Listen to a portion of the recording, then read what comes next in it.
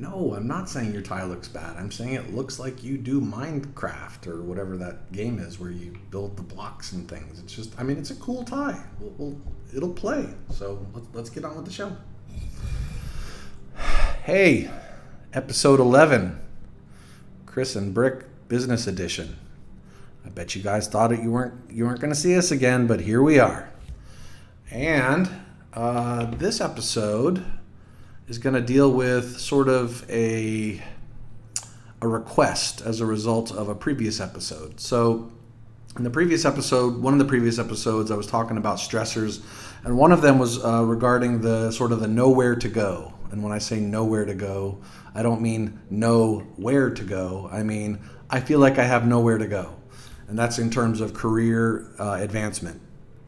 And the message that I put out was that this is really a two-person solutioning event, meaning it's not just the employee's, quote unquote responsibility, but the manager oftentimes is looked to as a person to help, guide them to find a course. But at the same time, there are a lot of great publications out there. I mean, one of my favorites is Simon Sinek, and he's got like the Find Your Why, which is amazing.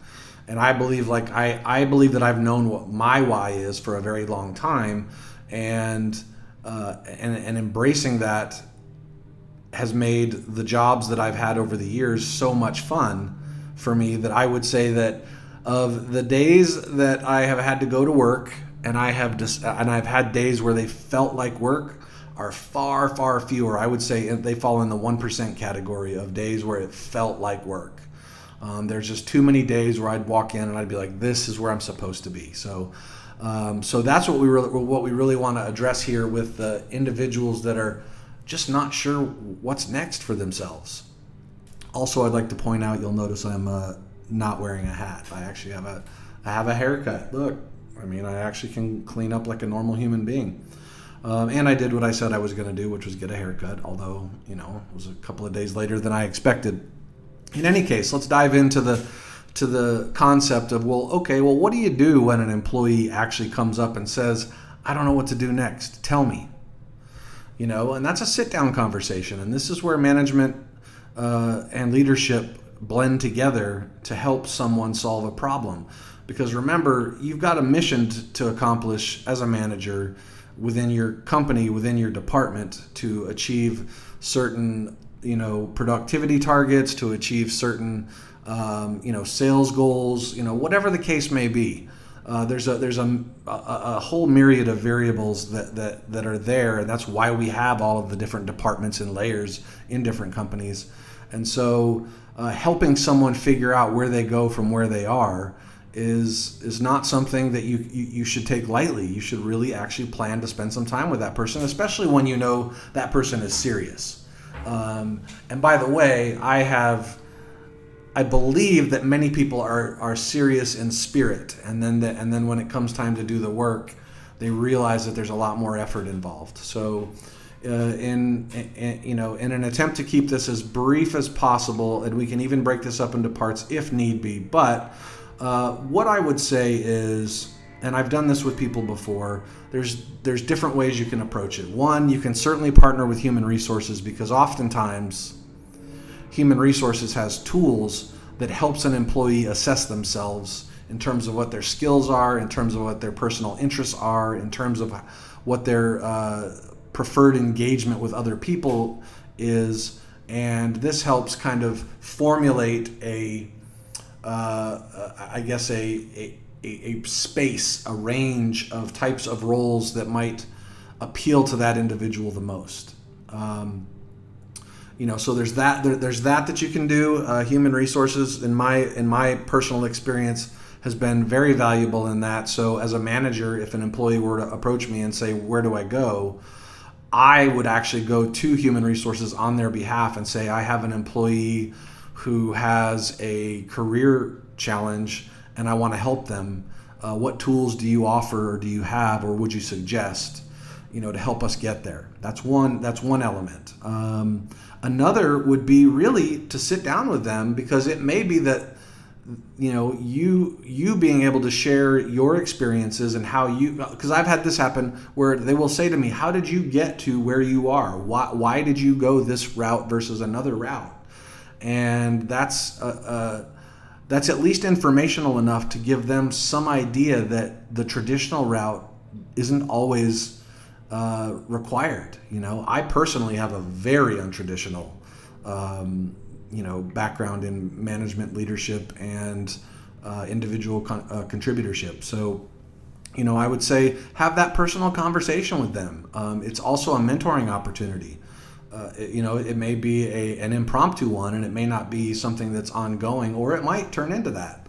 But at the end of the day, what you're really trying to accomplish is to get their wheels turning, to get their to start sparking some creativity about what it is that they're looking for, and what they can expect from the amount of effort they put in as to what they might get out. So, a lot of it's going to be conversational. A lot of it's going to be, utilizing resources around the organization.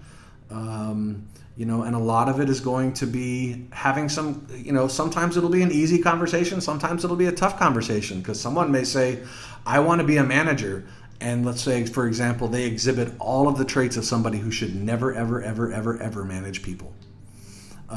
So you want to learn how to have that, that kind of conversation to say,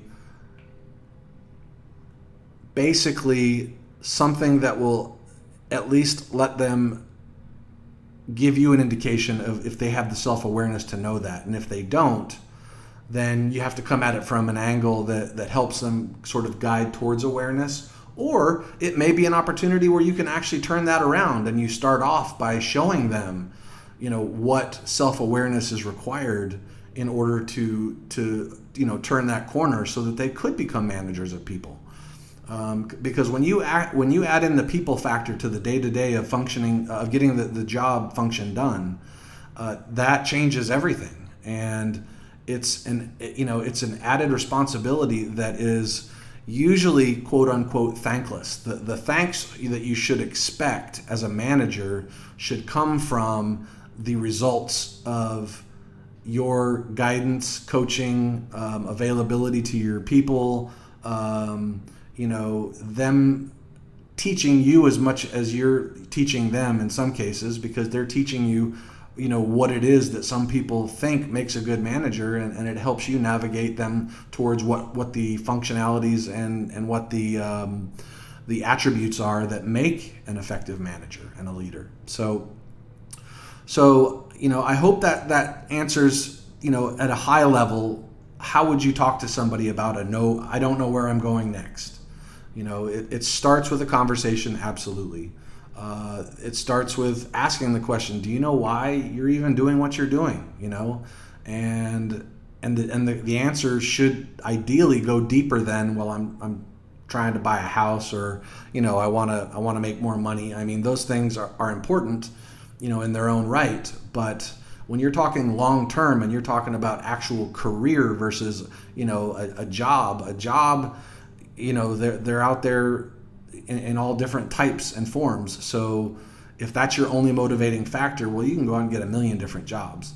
But if you're looking to formulate and build a career, you need to have some targets and some goals and objectives in mind that will, one day you'll wake up and you'll realize, I am that thing that I set out to be. I am that person that I set out to be.